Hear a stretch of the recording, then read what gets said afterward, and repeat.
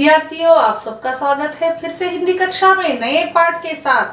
पाठ 14 जीवन धात्री वर्षा संकलित है। बच्चों, वर्षा अत्यंत अवश्य है हमें जीवन में, इसके बिना और हम कभी भी अधूरे हो सकते हैं। ये सब इस पाठ में बताया गया है, आपको ध्यान से देखना है। मैं इससे पहले इसमें आने वाले कठिन शब्दार्थ आपके सामने प्रस्तुत करने जा रही हूँ।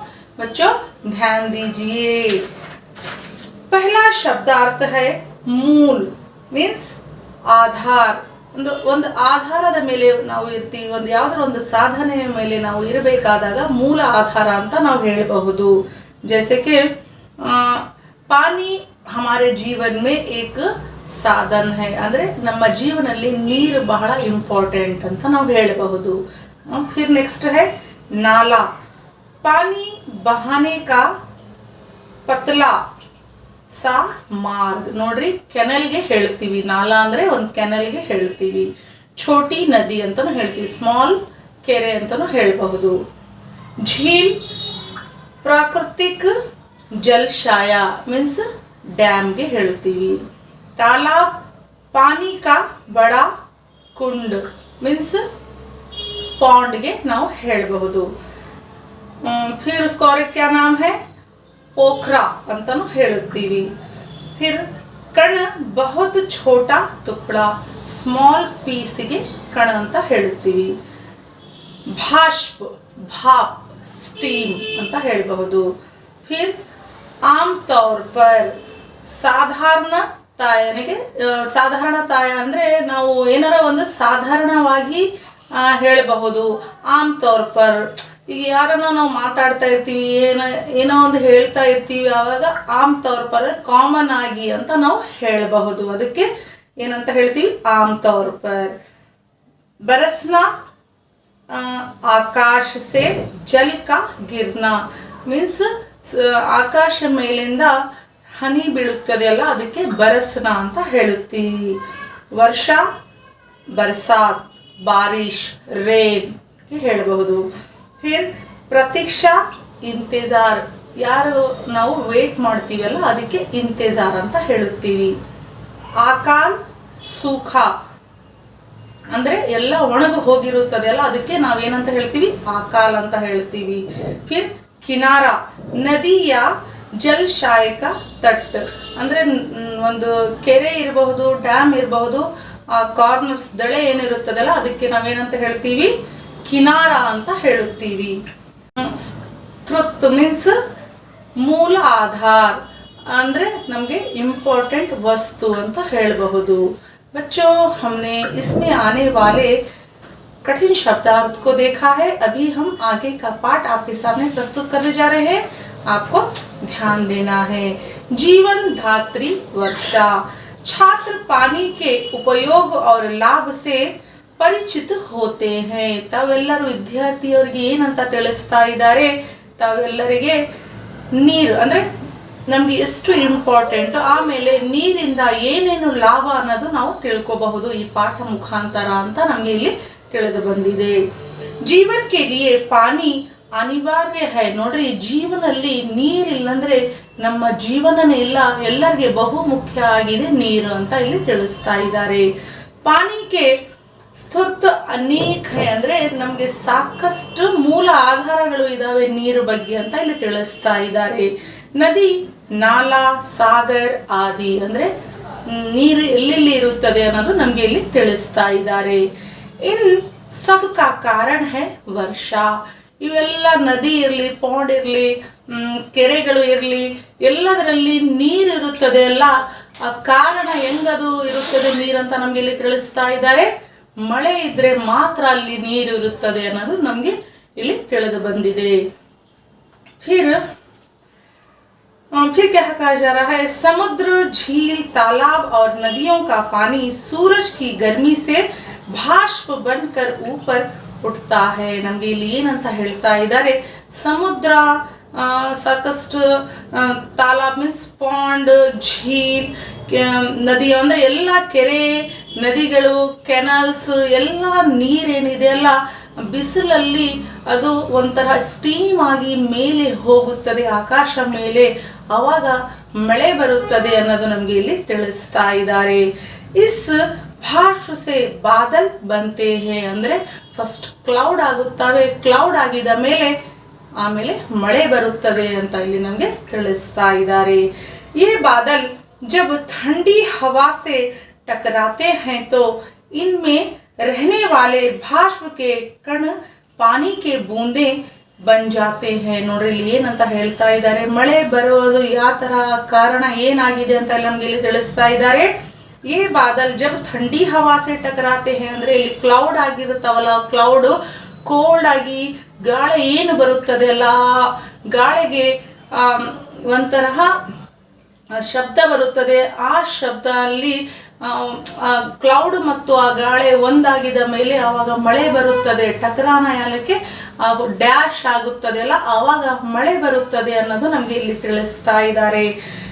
ಬೂಂದೋ ವಾಲೆ ಬಾದಲ್ ಭಾರಿ ಹೋಕರ್ ಜಬ್ ಧರತಿ ಕಿ ಆಕರ್ಷಣ ಶಕ್ತಿ ಸೆ ಖೀಂಚೆ ಜಾತೆ ಹೇ ಅಂದ್ರೆ ಬೂಂದೋ ವಾಲೆ ಬಾದಲ್ ಏನಕ್ಕೆ ಬಹಳ ಹನಿ ಹೆಂಗಿರುತ್ತದೆ ಅಂದರೆ ಬಹಳ ದಪ್ಪಾಗಿ ಇರುತ್ತದೆ ಅಲ್ಲ, ಮೇಲಿಂದ ಕೆಳಗೆ ಬರಬೇಕಾದಾಗ ಆ ಮಳೆ ಭೂಮಿಯ ಒಂದು ಶಕ್ತಿಯಿಂದ ಕೆಳಗೆ ಬರುತ್ತದೆ ಅಂತ ನಮಗೆ ಇಲ್ಲಿ ತಿಳಿಸ್ತಾ ಇದ್ದಾರೆ.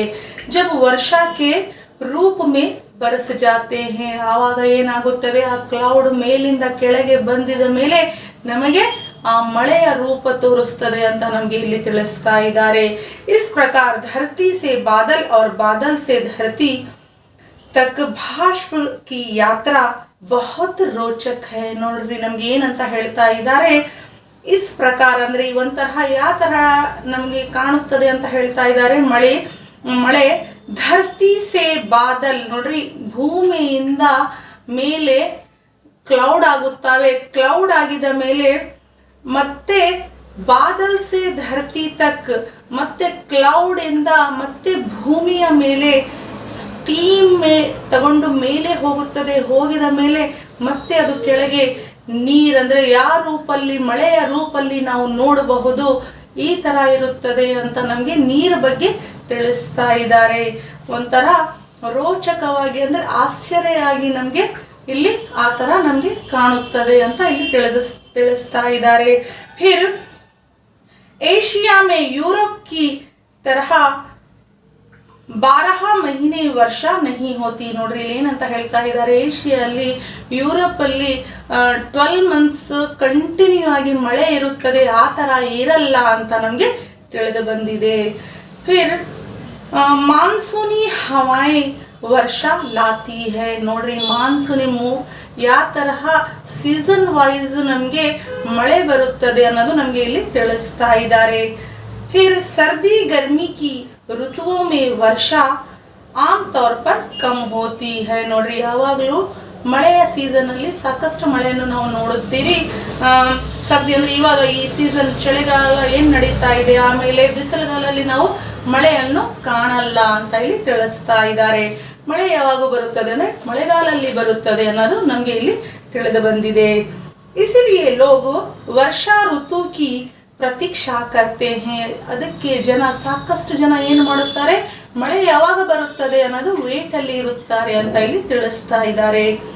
ಅಗರ್ ವರ್ಷಾ ನಹಿ ಹೋತಿ ತೋ ಅಕಾಲ್ ಪಡ್ತಾ ಹೇ. ನೋಡ್ರಿ ಮಳೆ ಇಲ್ಲ ಅಂದ್ರೆ ಎಲ್ಲ ಕಡೆ ಅಕಾಲ ಆಗಬಹುದು, ಅಂದ್ರೆ ಎಲ್ಲ ಹೊಲಗದ್ದೆ ಎಲ್ಲ ಒಣಗು ಹೋಗೋ ಚಾನ್ಸಸ್ ಇರುತ್ತದೆ ಅಂತ ನಮಗೆ ಇಲ್ಲಿ ತಿಳಿಸ್ತಾ ಇದ್ದಾರೆ.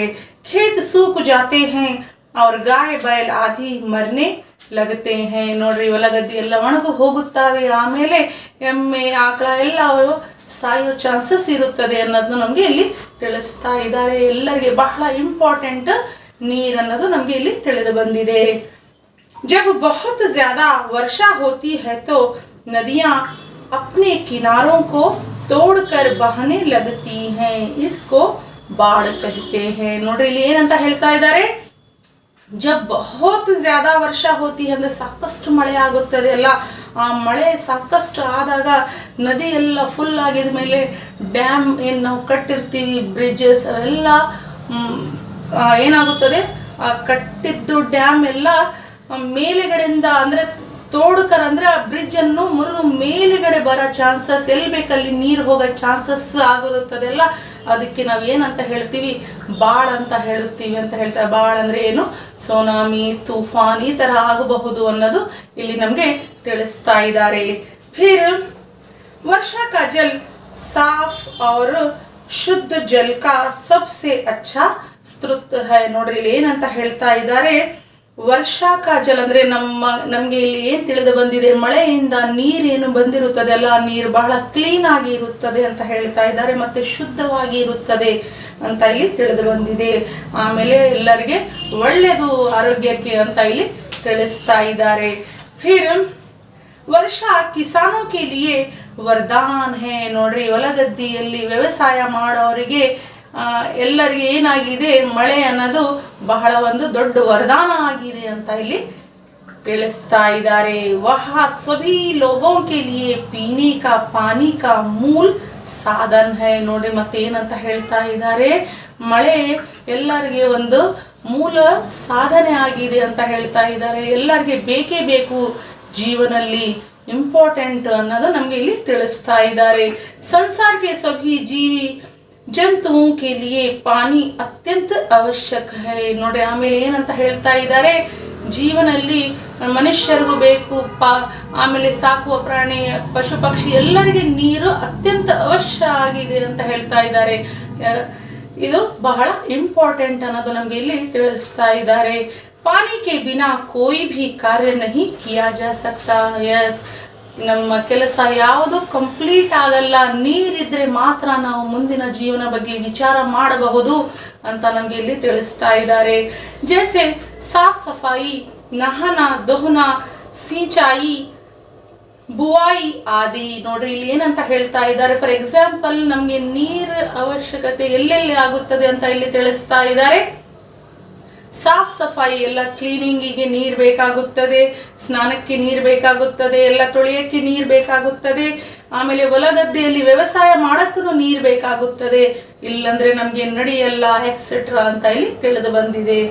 ಇಸ್ ತರಹ ವರ್ಷಾ ಜನ್ ಜೀವನ್ ಕೆ ಲಿಯೆ ಅತ್ಯಂತ ಉಪಯೋಗಿ ಹೈ. ನೋಡ್ರಿ ನಮ್ಗೆ ಏನಂತ ಹೇಳ್ತಾ ಇದ್ದಾರೆ, ಎಲ್ಲ ಮನುಷ್ಯರಿಗೆ ನೀರೇನಾಗಿದೆ, ನೀರಿರದೆ ವರ್ಷ ಮೀನ್ಸ್ ಮಳೆ ಬಹಳ ಅತ್ಯಂತ ಉಪಯೋಗಿ ಆಗಿದೆ ಅಂತ ಇಲ್ಲಿ ನಮಗೆ ತಿಳಿಸ್ತಾ ಇದ್ದಾರೆ.